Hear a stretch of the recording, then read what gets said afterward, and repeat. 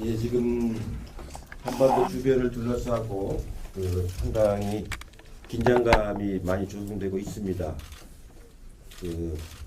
미중 정상회담이 이렇게 성과 있게 좋은 합의를 이끌어내지 못한 것 같습니다. 공동 합의문도 없고 각자 의견을 그냥 피력한 수준에서 끝난 것 같습니다.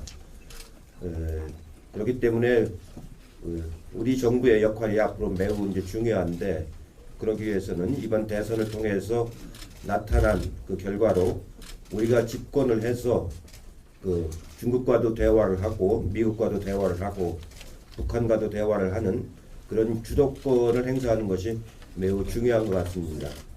그런 점에서 어제 오자회담 5+5 회담을 제안한 후보의 제의는 매우 시의적절하고 중요했던 것 같습니다.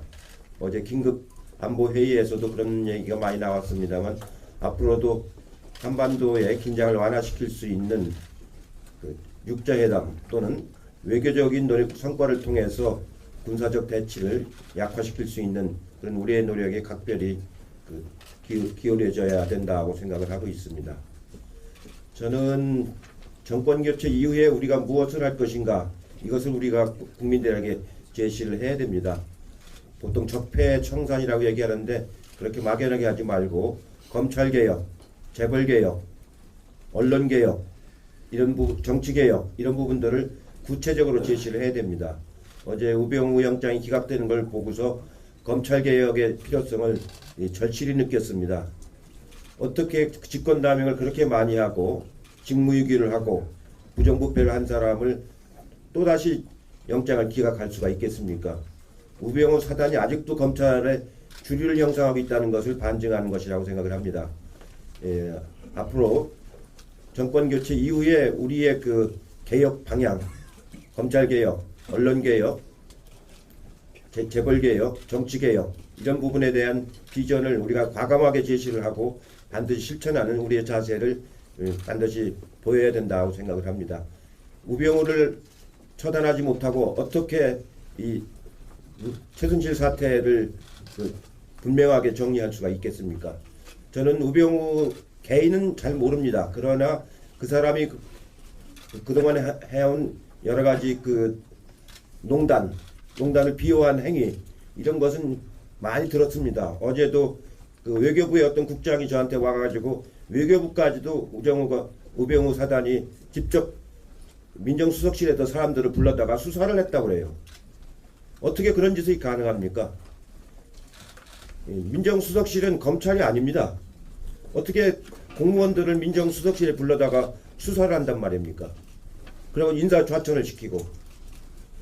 제가 아는 사람이 저한테 와서 직접 그런 얘기하는 걸 들으면서 참 별놈이 다 있다 이런 생각이 들었는데, 우리의 의지를 분명히 보여야 된다고 생각을 합니다. 네, 오늘 전국 30곳에서 4.12 재보궐선거가 치러집니다. 국민 여러분께서 지역 발전을 위한 최고의 선택이 무엇이며 누가 적임자이고 깨끗한 후보인지, 누가 120석 정당의 힘을 받아서 제대로 공약을 지킬 수 있는지 이미 마음의 결정을 내리셨으리라 생각합니다.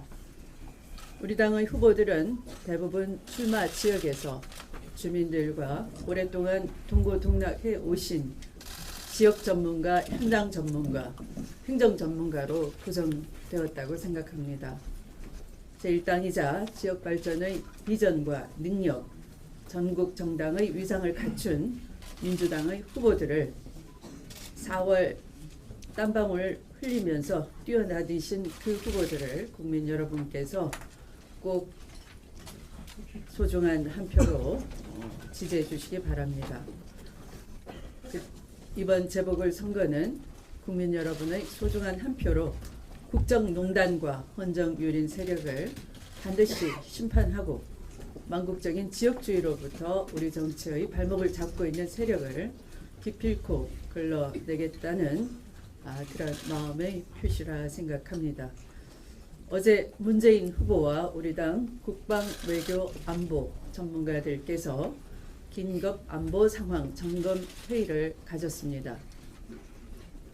고조되는 한반도 긴장에 대응해서 우리의 방안과 안보 체계를 긴급 점검한 것은 준비된 안보 대통령, 평화 대통령의 면모를 보여준 것이라 생각합니다. 많은 국민들께서 안보 불안을 호소하고 있는 상황에서 책임 있는 대선 후보와 정당들은 정략적인 태도를 버리고 안보 위기 해소에 협력해야 할 것입니다. 그런 점에서 어제 문재인 후보의 5+5 긴급 안보 비상회의 제안은 시적절했다고 생각합니다. 다시 한번 각 정당과 후보들에게 촉구하고자 합니다. 선거철마다 안보 파리에 여념없다가 정작 안보 위기가 닥치자 정략적 태도로 일관한다면 국민은 용납하지 않으실 겁니다. 박지원 대표는 호들갑 떤다라고 했는데 그 말씀은 안보 위기로 불안해하는 국민에게도 똑같은 말씀을 하시는 것인지 되묻고 싶습니다. 안철수 후보가 보여준 오락가락 사드 배치 입장이나 안보 불감증은 안철수 후보의 안일한 안보관, 불안한 안보관을 그대로 보여주는 것이라 할 것입니다. 문재인 후보와 민주당은 현 시기에 조성된 한반도 긴장을 완화하고 국민 불안을 덜어드리기 위해 할 수 있는 모든 조치를 강구해 나갈 것입니다. 안철수 후보에 대한 의혹이 꼬리에 꼬리를 물고 나오고 있습니다. 문제는 제기되는 의혹들이 깨끗하게 해명도 되기 전에 또 다른 의혹을 덮는 상황이 계속되고 있습니다. 과연 이것이 우리 당의 공세 때문입니까? 우리 당은 언론과 국민이 제기한 의혹 중 상당히 합리적인 의혹에 대해서는 공당으로서 검증 책임을 다하는 것입니다. 박근혜 전 대통령 이후 검증되지 않은 불안한 후보에게 나라의 운명을 또다시 맡길 수가 없다는 것이 국민의 공감대입니다. 국민과 언론의 정당한 검증에 대해 당당히 응하기보다는 네거티브라면서 도망치려는 것은 지도자가 되겠다는 자세가 아닐 것입니다. 안철수 후보가 각종 의혹 제기에 버티면 그만이라는 생각이라면 대단한 착각이다 말씀드립니다. 지금이라도 국민과 언론이 궁금해하는 각종 의혹에 대해 본인 입으로 솔직히 밝히시고 떳떳하게 대선에 임해 주십시오.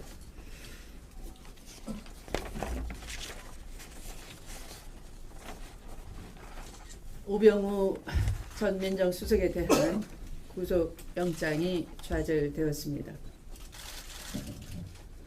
촛불 민심의 바람을 꺾는 것이었습니다. 촛불 민심의 혁명은 미완이 되어버렸습니다.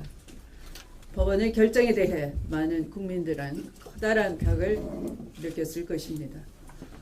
검찰이 자기 식구를 위한 면죄부형 영장 청구를 했다 하는 것이 아니냐 하는 겁니다. 이 국민의 따가운 시선, 검찰이 당당히 말할 수가 있습니까? 국정농단에 이어서 검찰농단을 그냥 두고 보라는 말입니까? 우병우에 대한 최종적인 사법 처리가 어떻게 끝날 것인지 국민과 함께 끝까지 지켜볼 것입니다. 이 우병우에 대한 국정농단, 국정 쇄신, 검찰 쇄신은 더불어민주당만이 해낼 수 있다는 것을 다시 한번 말씀드립니다. 말씀을 마치겠습니다. 고맙습니다. 어제 안철수 후보의 공공보육 축소 발언을 접하면서 박근혜와 최순실이 떠올랐습니다. 안 후보 뒤에서 사익을 노리는 누군가가 있지 않고서 어떻게 저런 발상이 가능할까 하는 생각이 들었습니다. 과연 안철수 후보가 촛불 시민이 만든 세상에 정의로운 대통령이 될 자격이 있을까 의심스럽습니다. 이 판례를 보십시오. 마이크를 바짝 대고 마이크를 좀 마이크를 좀 당기세요.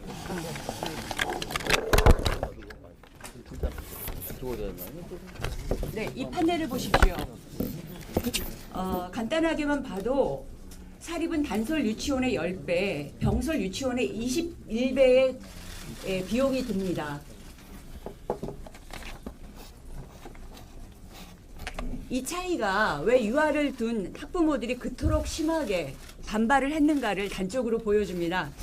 여기에 특별 활동비 등 기타 비용이 합쳐지면 차이는 10여만 원 더 벌어질 수도 있습니다. 어제 논란이 되었던 안철수 후보의 유치원 교육 정책의 가장 큰 문제는 병설 유치원을 단설 유치원으로 착각해서 말했다, 아니면 잘못 말했다는 것이 아닙니다. 문제는 유치원 교육을 사립 유치원 원장의 관점에서 주로 발언하고 해결책을 제시했다는 것입니다. 유치원 고민에서 우리 고민의 출발점은 유아들이 얼마나 좋은 환경에서 교육받을 것인가, 그리고 어떻게 하면 경무에 시달리는 교사들이 더 나은 환경에서 일할 수 있게 할 것인가, 그리고 많은 돈을 들이지 않고서도 더 나은 환경에서 아이들을 안전하게 맡기고 좋은 교육을 받기를 바라는 아이 부모님들의 열망에 어떻게 부응할 것인가입니다. 안철수 후보는 유치원 교육과 관련 가장 중요한 관점에서 출발선 자체가 잘못되어 있습니다. 단 한순간이라도 단설, 병설 유치원 추첨에서 떨어진 부모의 애타는 심정을 살폈는지 의문입니다. 감사합니다. 네, 선대위원회 때는 여러 공동선대위원장님들이 충분히 말할 수 있도록 기회를 주면 좋겠습니다. 제가 마지막에 나오니까 미안한 생각이 듭니다. 방금 우리 권인숙 위원장님 정말 우리 어머니들의 절실한 마음을 크게 공감을 합니다. 저도 지역에서 그런 말을 많이 들었어요. 어제 그 문재인 후보가 제안한 안보 비상회의를 안철수 후보가 한마디로 거절한 것은 국민에게 큰 실망을 줬습니다. 안보는 TV 카메라 앞에서 사격 자세를 취하는 그러한 이미지 정치로 지켜지는 것이 아닙니다. 우리 국민은 박근혜식 개념 없는 연출보다는 위기에 대응하는 진정성과 기민성에 대해서 평가를 할 것입니다. 안 후보 등 대선 후보들은 시국의 급박성을 감안해서 비상회의를 즉각 수용하고, 나아가 후보들이 공동으로 외신 기자회견을 열어가지고 한국의 동의 없이는 선제 공격을 반대한다는 우리의 뜻을 세계에 알릴 것을 촉구합니다. 오늘 저녁에 우다웨이 대표와의 만찬 모임에서 저는 중국의 의중을 확인할 예정이지만은 중국이 북한 핵실험을 저지하지 못한다면은 차기 대통령은 미국과 북한을 동시에 설득해야 하는 무거운 책임을 떠안게 될 것입니다. 안보보다 선거 전략을 앞세우는 후보라면은 그런 책임을 당당하게 수행할 수가 없을 것입니다. 박근혜 전 대통령의 탄핵과 구속으로 숨가쁘게 달려온 적폐청산의 열차가 우병우 앞에서 멈춰섰습니다. 박 전 대통령과 함께 국정을 농단한 또 하나의 축 앞에서 검찰과 법원은 한없이 나약했습니다. 검찰은 중죄인인 우병우는 놓치고 고영태 씨는 체포했습니다. 이런 식이면은 세상에 어느 누가 동료들의 미움을 뒤로하고 내부 제보를 하려고 하겠습니까? 고영태 씨가 제보한 최순실의 비밀 사무실은 검찰이 조사조차 하지 않고 도리어 제보자인 고영태 씨를 체포를 한 것입니다. 검찰이 구속영장을 못 받아내는 것은 우병우 민정수석과 검찰 수뇌부 사이에 긴밀한 유착과 연계가 있을 것이라는 한간의 추측이 만든 것이 아닌가 하는 의혹을 불러일으키고 있습니다. 충분한 수사를 못한 이유가 그것은 아닌지 의혹이 증폭되고 있습니다. 검찰은 재판에서 우병우의 유죄를 확실히 입증해내기를 촉구합니다. 이상입니다. 것인가, 이것을 우리가 국민들에게 제시를 해야 됩니다. 보통 적폐청산이라고 얘기하는데 그렇게 막연하게 하지 말고 검찰개혁, 재벌개혁, 언론개혁, 이런 정치개혁, 이런 부분들을 구체적으로 제시를 해야 됩니다. 어제 우병우 영장이 기각되는 걸 보고서 검찰개혁의 필요성을 절실히 느꼈습니다. 어떻게 직권남용을 그렇게 많이 하고 직무유기를 하고 부정부패를 한 사람을 또다시 영장을 기각할 수가 있겠습니까? 우병우 사단이 아직도 검찰에 주류를 형성하고 있다는 것을 반증하는 것이라고 생각을 합니다. 앞으로 정권교체 이후에 우리의 그 개혁 방향, 검찰개혁, 언론개혁, 재벌개혁, 정치개혁 이런 부분에 대한 비전을 우리가 과감하게 제시를 하고 반드시 실천하는 우리의 자세를 반드시 보여야 된다고 생각을 합니다. 우병우를 처단하지 못하고 어떻게 이 최순실 사태를 분명하게 정리할 수가 있겠습니까?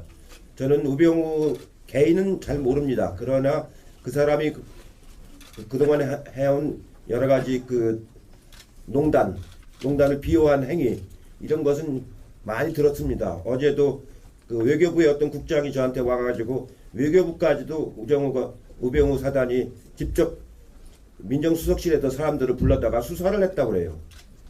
어떻게 그런 짓이 가능합니까? 민정수석실은 검찰이 아닙니다. 어떻게 공무원들을 민정수석실에 불러다가 수사를 한단 말입니까? 그리고 인사좌천을 시키고. 제가 아는 사람이 저한테 와서 직접 그런 얘기하는 걸 들으면서 참 별놈이 다 있다 이런 생각이 들었는데 우리의 의지를 분명히 보여야 된다고 생각을 합니다. 네, 오늘 전국 30곳에서 4.12 재보궐선거가 치러집니다. 예, 지금 한반도 주변을 둘러싸고 상당히 긴장감이 많이 조성되고 있습니다. 미중 정상회담이 그렇게 성과 있게 좋은 합의를 이끌어내지 못한 것 같습니다. 공동 합의문도 없고 각자 의견을 그냥 피력한 수준에서 끝난 것 같습니다. 그렇기 때문에 우리 정부의 역할이 앞으로 매우 이제 중요한데 그러기 위해서는 이번 대선을 통해서 나타난 그 결과로 우리가 집권을 해서 중국과도 대화를 하고 미국과도 대화를 하고 북한과도 대화를 하는 그런 주도권을 행사하는 것이 매우 중요한 것 같습니다. 그런 점에서 어제 오자회담 5+5 그 회담을 제안한 후보의 제의는 매우 시의적절하고 중요했던 것 같습니다. 어제 긴급 안보 회의에서도 그런 얘기가 많이 나왔습니다만 앞으로도 한반도의 긴장을 완화시킬 수 있는 육자회담 또는 외교적인 성과를 통해서 군사적 대치를 약화시킬 수 있는 그런 우리의 노력에 각별히 기울여져야 된다고 생각을 하고 있습니다.